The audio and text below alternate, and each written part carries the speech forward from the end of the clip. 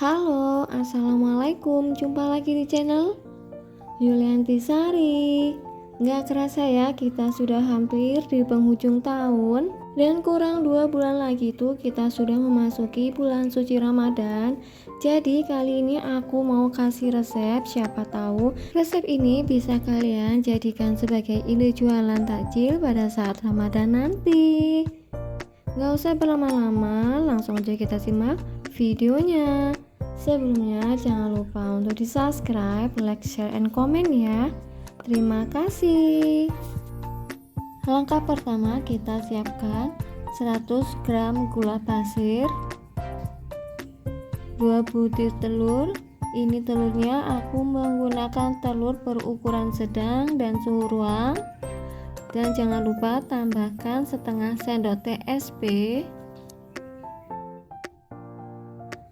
Lalu kita mixer dengan kecepatan tinggi sampai adonannya mengembang putih kental dan berjejak. Ini kita nge-mixernya kurang lebih selama 10-15 menit. Dan untuk waktunya kita sesuaikan saja dengan mixer kalian masing-masing. Buat kalian yang sudah subscribe channel aku ucapkan terima kasih, dan yang baru bergabung jangan lupa untuk terus dukung channel aku ya. Nah, setelah adonannya ini sudah putih mengembang, kental, berjejak seperti ini, kita matikan terlebih dahulu mixernya.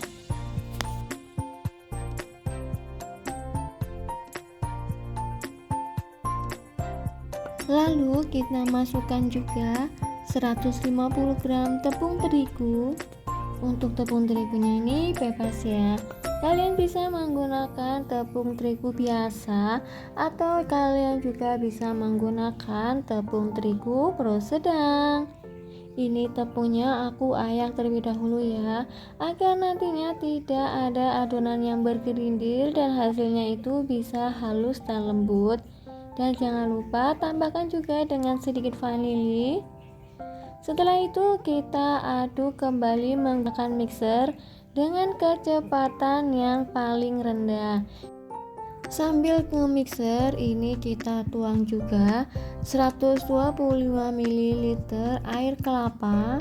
Untuk air kelapanya ini jangan kita tuang semuanya ya, kita tuang secara bertahap sambil kita mixer sampai semua adonannya tercampur rata. Ini nge-mixernya kurang lebih selama 1 menit. Dan jangan lupa untuk nge-mixernya ini nggak usah terlalu lama ya, agar nanti adonannya ini tidak overmix. Buat persiapan ide jualan takjil pada saat Ramadan nanti, resep ini bisa juga loh kalian jadikan sebagai ide jualan.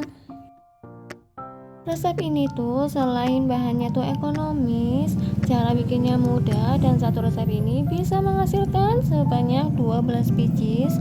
Jadi kalian bisa jual satu piecesnya itu dengan kisaran harga 2000-an.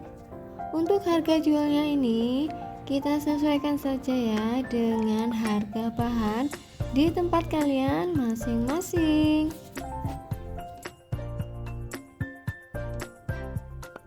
Nah, setelah adonannya sudah dirasa tercampur rata seperti ini, kita matikan mixernya.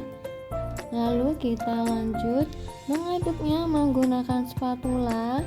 Dan jangan lupa untuk tahap akhirnya kita tambahkan dengan pasta pandan. Lalu kita aduk sampai semua adonannya ini tercampur secara merata. Nah, pada saat kita mengaduknya ini, kita aduk secara perlahan aja ya. Nah, setelah adonannya sudah tercampur rata seperti ini, langkah selanjutnya kita siapkan cetakan putu ayu. Ini ukurannya aku menggunakan ukuran diameter 7 cm. Kita olesi cetakannya menggunakan minyak sampai semua permukaan cetakannya terolesi secara merata.